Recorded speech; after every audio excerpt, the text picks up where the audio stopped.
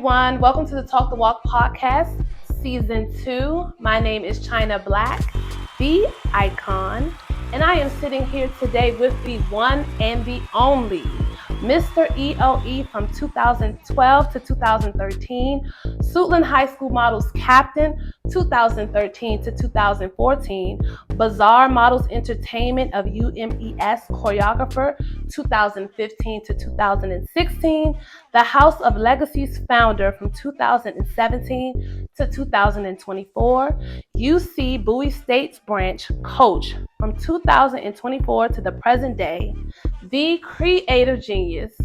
You know him. I love him.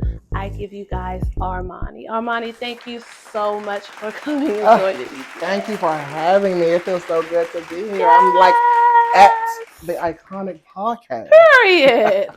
Today, we're going to do something a little bit different. I am going to reverse seats. Well, I'm going to stay in this seat, and I'm going to reverse seats with Armani, and he is going to be the guest host today, and he's going to help me to tell you guys my story. So, without further ado, I give you guys Armani. So, here at the Talk the Walk podcast, we like to read receipts to prove that we never have to do it again. Ever, ever, ever, ever. It's time to get into the goods of the good. The first female CEO of the scene, creative director and head choreographer of Living Legends Evolved, creator of the YouTube sensation Hill Zone, Dramatics, and SNL, choreographer teams such as Models Inc., Models Envy, Icon, Urban Couture, Righteous Ones, and schools such as Bowie High School, Central High School, Anacostia High School, Bard High School, and Cowboy Classics, winning awards such as Overall Female Performer in 2008, Choreographer of the Year 2014-2015 at the Fashion Driven Awards, Superstar, Legend, Icon, the Transcending Blueprint Innovator Hall of Fame. Chyna. It's time to get into the story. The things that we all want to know. I'm pretty sure the viewers at home and me are going to learn a whole bunch today that we've never known before. We have to start at the beginning. What was childhood like for you? Childhood was different for me. I feel like I grew up in a fast-paced area. Like I grew up in DC. I grew up on Georgia Avenue, uptown. And during the time when I was growing up in the 90s there, it was, a very fast-paced space, a lot of gang violence, a lot of poverty, a lot of, people sitting on crates outside of liquor stores. Like that was like where I grew up at. And so you had to grow up quick, come in the house when the street lights come on, can't hang out across the street. I lived across the street from 640. That was not an option. Can't sleep over nobody's house. They can come over here, but you can't go over there. My childhood was guarded to an extent, and I always felt different than other kids, and I always felt like I wanted to be in control, like even as a kid, and I was very, very conceited as a child. My mother used to say that I would just I'll just sit in the mirror and be like, she is so beautiful, Chyna is so pretty. And I used to get like my ass whooped. Yeah, I don't even know where that girl left because she's gone. But I used to be like very into the mirror, very into dancing and writing and stuff like that. But it was growing up on Georgia Avenue was not like peaches and cream. But as a kid, you don't know anything different, so you really enjoy it. So yeah, that's kind of like. Okay. We getting deep in there. Okay, let's go. So during your childhood, when did you start dancing? So I have an older sister. Me and my older sister have different moms. So my older sister would come to our house, here and there, spend the weekends to do. And she was like everything that I wanted to be. Like, of course, everybody looks up to their older brother or their older sister. And I was no different. My older sister was into dancing, and she was like a part of Alvin and Ailey's like summer programs and doing modeling and photographs and stuff like that. So I just really wanted to do whatever that she was doing. And so I started dancing really like around, I would say like 7 or 8. And I started dancing at church. I did a lot of church dancing. That was like where I really started choreographing and stuff, doing my own church dances. and then like kind of doing dancing in elementary school when we used to have like little events. I would choreograph. I will never forget I choreographed to the Aaliyah song "More Than a Woman." I was clearly not more than anybody. I was a child, and so was the rest of the girls on the stage. But that's when the Aaliyah album was like really a big deal. And yeah, I always liked to dance, but I didn't really have a lot of dance training. Like I said, I did it in church, I did it at school, I did it in the house. But my parents didn't really have the funds to like take me to classes like that. So I did that here and there, but I didn't never really stick there. My mom was just like, you just have God-given talent. Like I guess she thought that was enough. But yeah, so that was how I kind of got into it. So you were more so like a self-taught dancer. Yeah, watching my sister and like just I guess it was just in me to dance. We know. We got the receipts. We know. Period. So I feel like everyone has this type of transition where, like in the scene, they've been a dancer and they transition into modeling. I feel like a lot of people have that type of thing. So how did you go from transitioning from dance into modeling? When I got in high school, I went to Duke Ellington School of the Arts down Georgetown, and the whole tea on that was I wanted to go there for dance, right? I auditioned in the 9th grade for a dance department. I was scared to death. There was like at least 100 or so girls there, and they had us do floor. That's how you know I didn't have any training. Whatever the fuck it's called when you go from here to here doing dance shit across the floor. And I remember doing it and not doing it, I guess, to their liking. And they told me, no, thank you so much for coming. I was devastated. I think it was like the first time I really experienced rejection. And I did not know how to handle that. And because I just wanted to be a dancer so bad, like it crushed me for a whole year.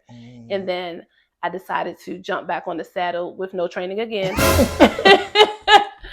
And go back because I was so confused. Like, I know that I know how to dance like these people. And in my mind, when you go to a school like that, it's to be trained, right? You don't come there like the best dancer in the world. And so the second time I went, the man said the same thing. This time he like personally to my mom, excuse me, come.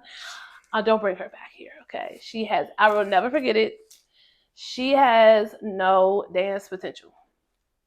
And my mother told me exactly what the man said, and I was like really done at that point. And so I ended up going to that school for writing. And while I was there, they used to have fashion shows. And like I said, my sister used to model, but I never really wanted to do that. Like I really wanted to dance. My best friend at the time, shout out to my friend Ashley, she wanted to audition for this fashion show. Duke Ellington fashion shows when I was growing up were like a big deal. People from other schools could come and be a part of Duke Ellington fashion shows. And I was not trying to do this shit at all. And we get in line. I do the thing. I do what I think everybody else is going to do, or what I see everybody else doing. And then, of course, there's some days go by, and then they put the list up. And my name was on the list, and her name was not on the list. And I was just like, this is so awkward. But by the time that I had done it and I felt the rush of doing it, and people thought I was so good at it, I just kept going into practices. Also, David, shout out to David. David used to be in Models Inc.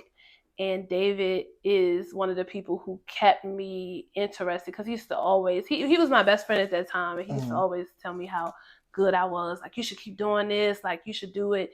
And I felt the rush when I modeled, and I looked the fuck terrible. My arms, it was giving this. The legs was kicking back, and you didn't have to wear heels back then. You could have on boots with fur. I had the little dangly boots. Oh, wow. Chewing bricks. Tell me and the viewers at home, what is Teen Count? Okay. Educate us about that, and how did you get involved in it? Okay, so Teens Count was a fashion battle that they used to have back in the day for all the schools to come together to compete against each other, and you come with your best performance.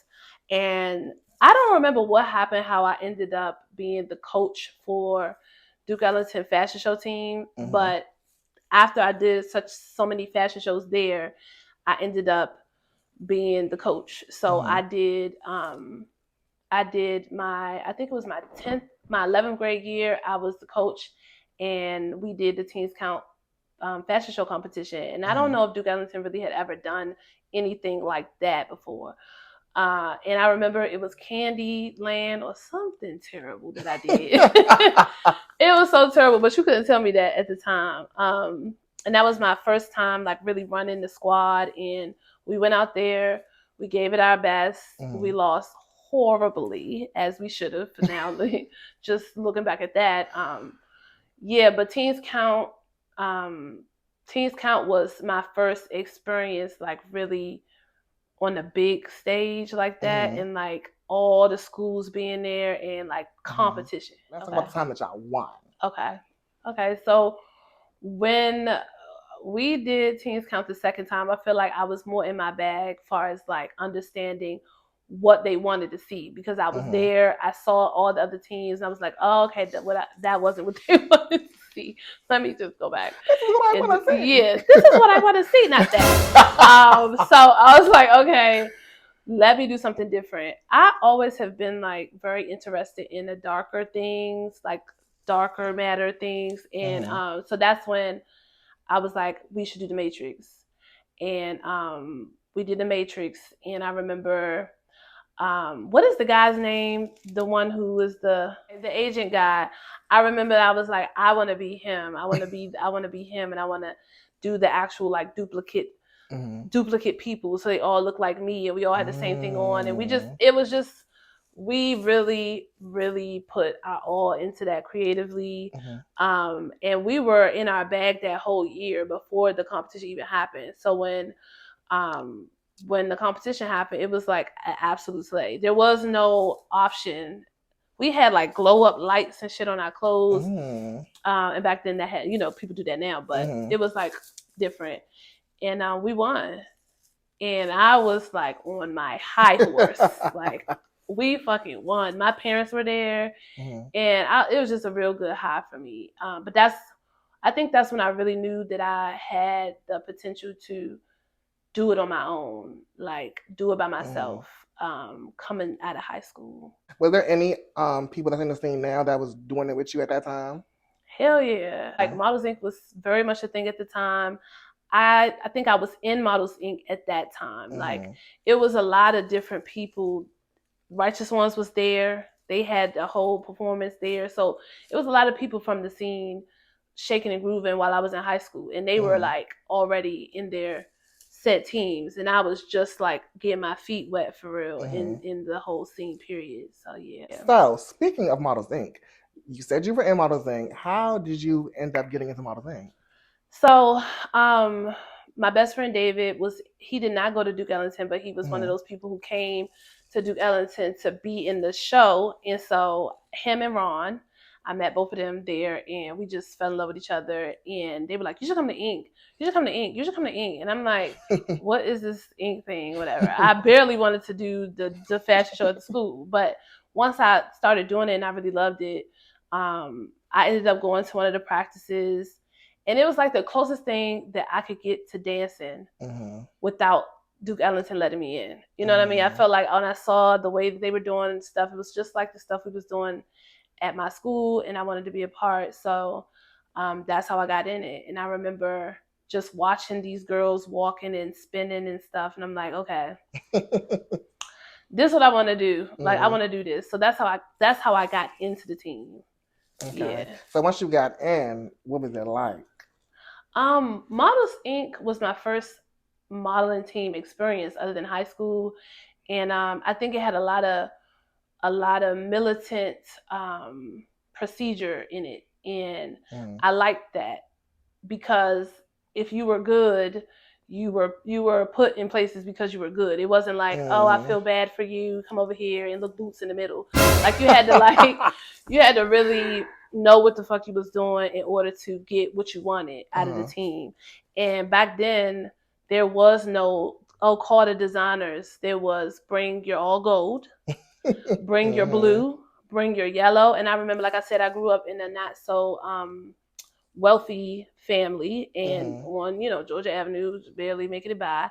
So you talking about bring purple, bring green, and all these girls got all this nice stuff and belts and all this, and my shit was terrible every time. But what helped was that I knew what the fuck I was doing. So I didn't have the fashions, I did not have the clothes, but I knew what I was doing. And I don't know how I knew what I was doing, just like with the dancing stuff. I just did. And Bang really liked me.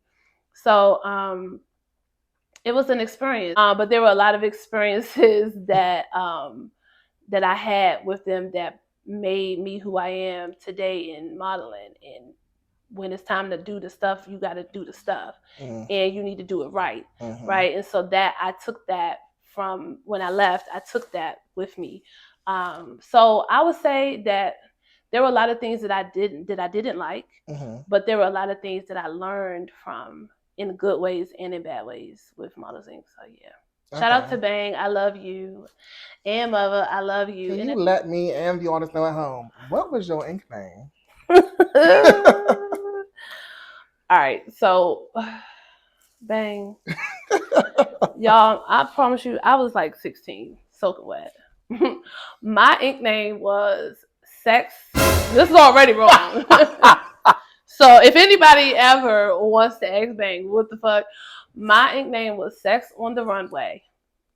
At 16, I don't know what I was selling. Never had any sex in my life. No ping, nowhere. But that was my name, and I thought it was like so like, oh, I'm a grown up, like I'm a bad bitch. Sex on the Runway, INC. Oh my God, you sound just like it. Yes, it was given that very much. I was in ink twice, so that was my name the first time, and then I left, and then when I came back to ink, my name was Mrs. Catwalk. And I feel like that was more fitting, even though it wasn't still, because I'm more of a choreography person. Like, I wouldn't say I had the best runway walk of them all, but I felt like it was more mature, and it was more like towards where I was at the time. So yeah. Okay, so tell us why you ended up leaving ink the first time and the second time. Period. The first time I left ink because I did not like the way that Bang had said something to me, and I was very young, and like I said, I did enjoy the militant situation. However, I just felt like he almost like became a father figure to me, and I just didn't like. It was a misunderstanding of sorts, and I just left. I felt like it was time for me to go, and I made the decision. And at that time, I was doing other stuff with my school. So it was not a big hesitation for me to respect my boundaries. And I learned a lot of that at home, living where I lived, and around the people. You got to have like tough skin, but you also have to have some boundaries. So I respected those, and I walked away. I started pursuing my own team, and I started doing Modelville, and that was basically built up of people from my school. So I turned that into something outside of school, and started turning it on the people's time, like real bad. And then for whatever reason, I didn't want to do it anymore. Like, I didn't want the responsibility of doing so much, right? So I went back to ink, and I remember when I like was on the market, and the people was like really wanted me to come to Models Envy, but I couldn't do it. So I went back to Models Inc. And I was still in high school at that time, and I felt like it was another misunderstanding that happened at my high school show. And I left again, and that was like my final time, like understanding that that's not where I want to be. And not even just that, just the abilities that I had, I felt like they were not being utilized as well as they could have been under the hands of someone else. Like, I had the capabilities, because I knew I did, because I just did it, to do more, and I wanted to choreograph. I didn't want to just be a number. I wanted to be the person who they say, who did that? Who made that up? Like, because I knew that I had that in me. And I didn't have that space to do it to the extent that I wanted to. So I walked away. Let's move on from Ink and go into Modelville. Okay. So how was that for you as far as like running that? Modelville was like my first baby, Mm-hmm. and I did it with people who I was growing up with because we were all in school together. And we all didn't know what the fuck we was doing. We knew what the fuck we was doing to the extent of what we was doing, at school. And then because I had a little bit of that training from Ink and doing it at the same time, I kind of like got my footing. And I really liked dark shit back then. Not back then, period. I really liked dark shit, and I wanted to do more dark shit. And back then, punk rock, the style and the fashion was really in, like suspenders, plaids, big boots and stuff. Stuff goes around. It goes around, it comes back around. But back then, that was like real big, and a lot of the schools were doing like rock stuff, but nobody had like patented it. And I wanted to do that. And so Modelville was really just totally different from all the other teams. We were younger, we were fresher, and we were like dark. And it was the best. Modelville was an experience. It was not a long time, but it was a good time. And it left a very nice mark on the scene of what was going to come as far as the youth. And everybody was young, but we were young. So, yeah, it was a good time. Okay, so during that time, did you realize that you were becoming the first female CEO in the scene? Absolutely not. Absolutely not. I knew that I was tired. Like, you want me to choreograph the stuff, you want me to find the spaces, you want me to do, and I do want to give a huge shout out to Derek Hughes, because Derek Hughes was like my co-CEO for it. Like, he did all of our clothes. He was always there when I needed help, like trying to figure out what events we were going to be in, what competitions we were going to do. He just was a big major role in the look and aesthetic of Modelville. So shout out to Derek Hughes, the fucking icon. Has there been any other female CEO? No, not to the present day.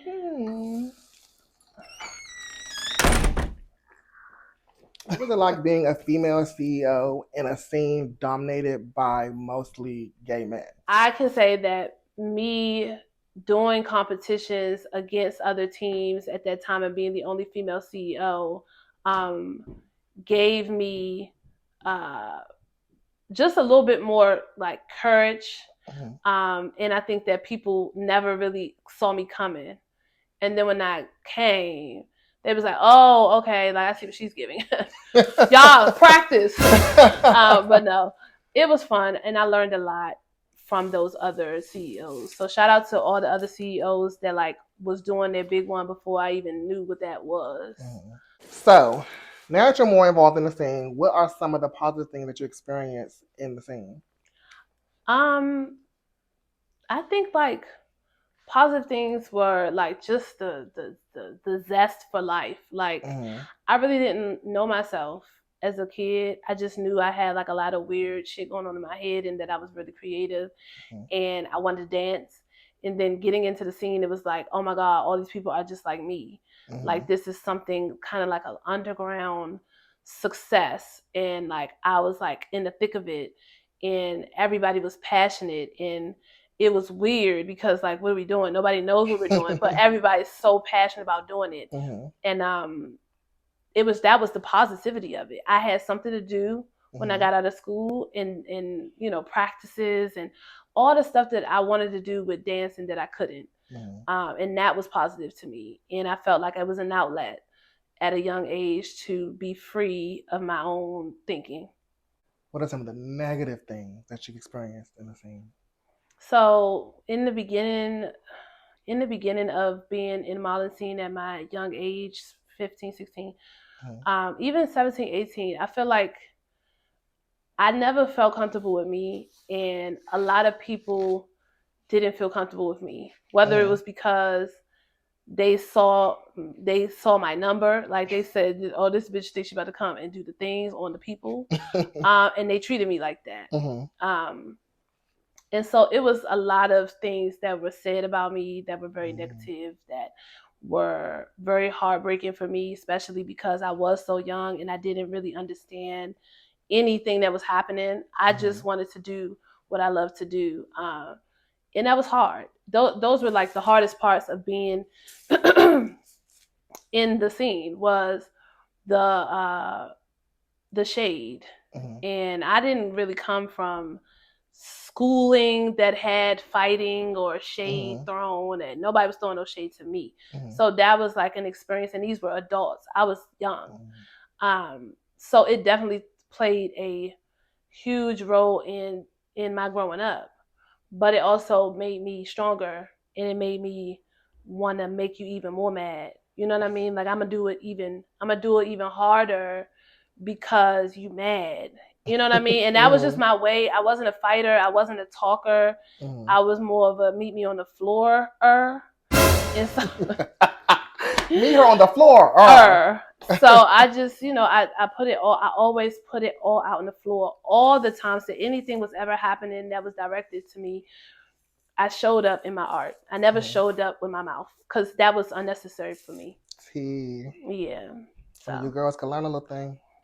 You are an inspiration to a lot of the people in this scene. Like people have literally grown up looking at you. So you have to stop and wonder, who was your inspiration in the scene? Who did you look up to when you were coming up? There was a girl in Models Inc. named Danielle that I don't think anybody really talks about or really knows about, but she was like turning it, like spinning and stuff for points. And I was like, oh my God, I want to do that. Like, I want to be like that.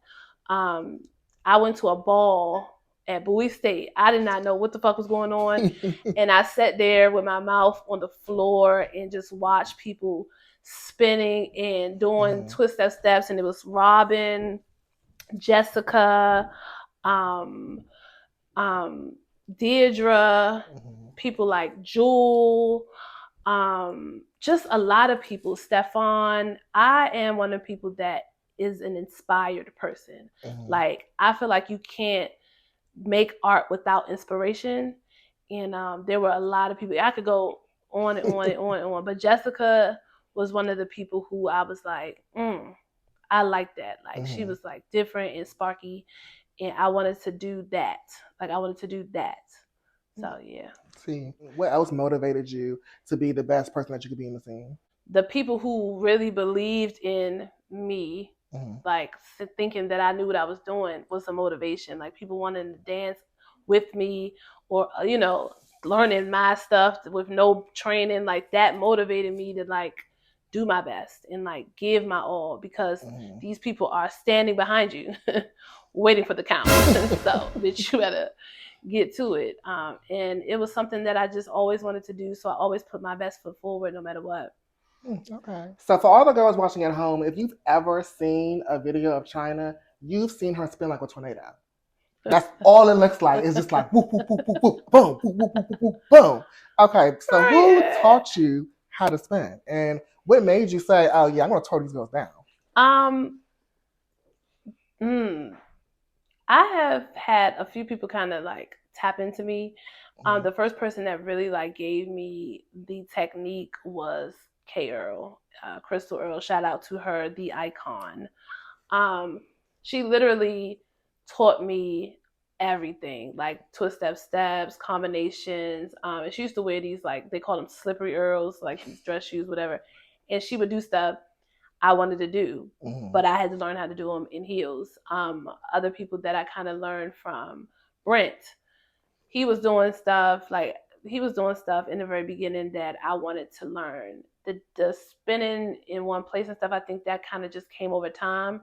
But the actual technique of it all, I really learned a lot from the two of them.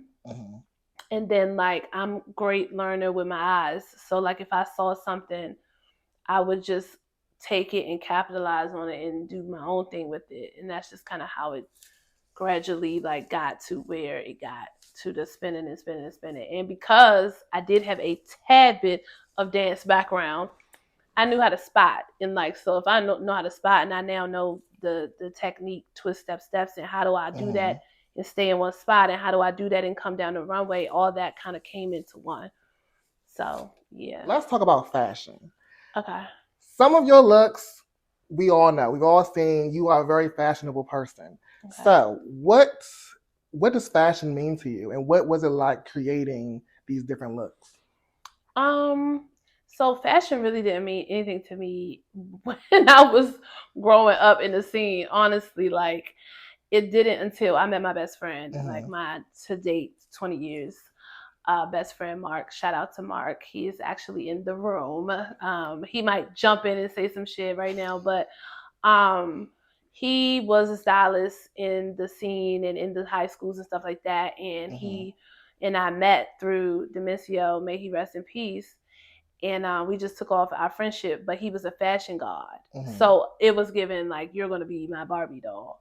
And that's really what it was. I could not dress to save my life. Like I was wearing shit that you would be like, huh? No, ma'am. And so I just let him do whatever. Like he had this big trunk of clothes that he would use for the shows and stuff. And so I basically would wear all that shit like on a regular day for practices and stuff like that. And that's when American Apparel was like the fucking thing. So he was dressing me and we were wearing stuff like his clothes. He would dress me and style me in his clothes and we would like match and we would just eat the fucking girls up every time. But it was him. It was just me, you know, like how celebrities have stylists. Like it was like he was my stylist. I didn't know what the fuck. I just put it on and he said I look cute and I said okay. And then I started to like grow into my own and with his help like come up with other ideas like wearing the black lipstick. That was because I like dark shit, right? So that became like a thing, like me wearing black lipstick. Me doing the blue lipstick, like buying eyeshadows and turning it to lipsticks and just trying different stuff. I wore blonde hair all through high school, all through middle school, and I wanted to do something different. And he was like, bitch, you should dye your hair black. And I'm like, I don't know, like, I don't know. And he was like, no, let's do it, bitch. Let's do it. We're going to dye your hair black. So that's when I did the black. And that's when I changed my name to Chyna Bllack. Like, that's if anybody wants to know what the Chyna Bllack thing is, even Bang at the Hall of Fame thing, he was like, and she's known for the legendary blonde bob. Because I used to wear my hair blonde for years. But the Chyna Bllack came from dyeing my hair jet black. I started to get into the fashion stuff slowly, but I really give all the credit to any of the looks when I was in my prime to my best friend. Always been in my corner, helping me to make sure I don't look a fucking mess. What was it like changing the dynamic of technique when it comes to how people do it and presenting it in your own way? I feel like the spinning shit was like not planned to turn it into something where I was changing something. I feel like I just did it like by accident. Like because I was choreographing and I was trying to still feel that dance thing in me. And I was incorporating what I learned from the modeling and meshing the two together. And it just turned into something different. And I remember the other people that were doing stuff at the time, we were all kind of like evolving at the same time. Maybe not together, but we were all evolving. That was not shade. We were all evolving, the younger crowd that came into the scene at the same time. And I remember the older people being like, we want to see you walk. We want to see walks. Where's the runway? And it's like, bitch, we're not doing that no more. Bitch, we're about to do all choreography all the way down the stage, bitch. Welcome. But it just happened. And I do take responsibility for a lot of it, but I wasn't the only person that was giving the girls something different. I think I was just the one who was doing it where it was polished. You know what I'm saying? So I never want to like act like people weren't spinning, because people were. But I think that I just bought something a little bit different and it looked cleaner when I did it. So yeah, it's a big deal though to to feel that, like, okay, that's cool. You know, when I was doing it, it wasn't in any intent to like be the girl who did such and such. I was just being myself.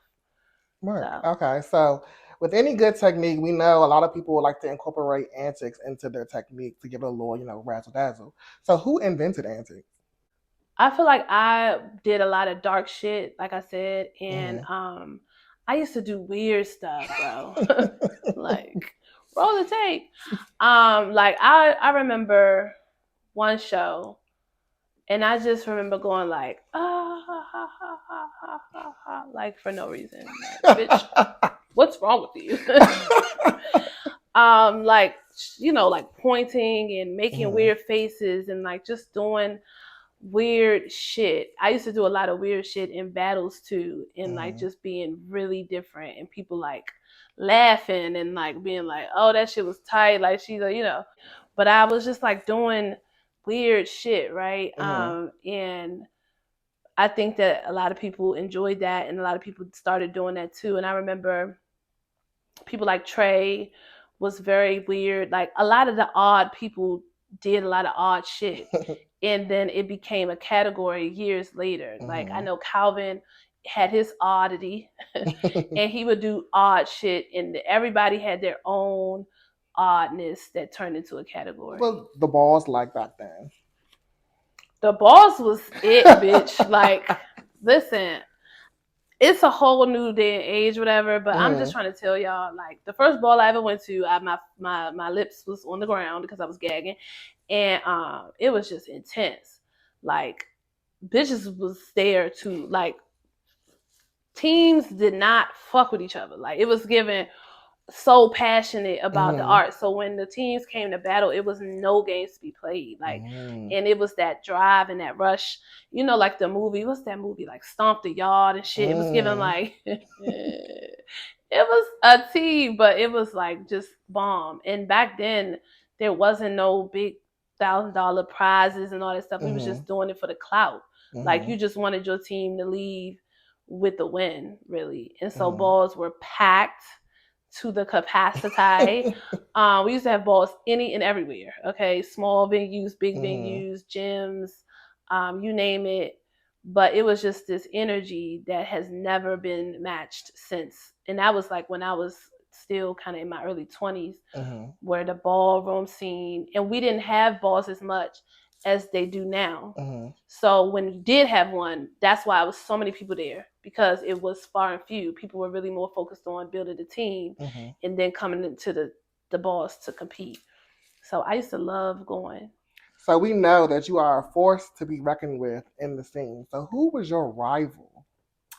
Okay, so Zeta is literally like there was nobody else. Like there was just Zeta and I. Like shout out to my sister. Like that's my sister. Like we literally have been like close but not close for years. Like we always check in with each other.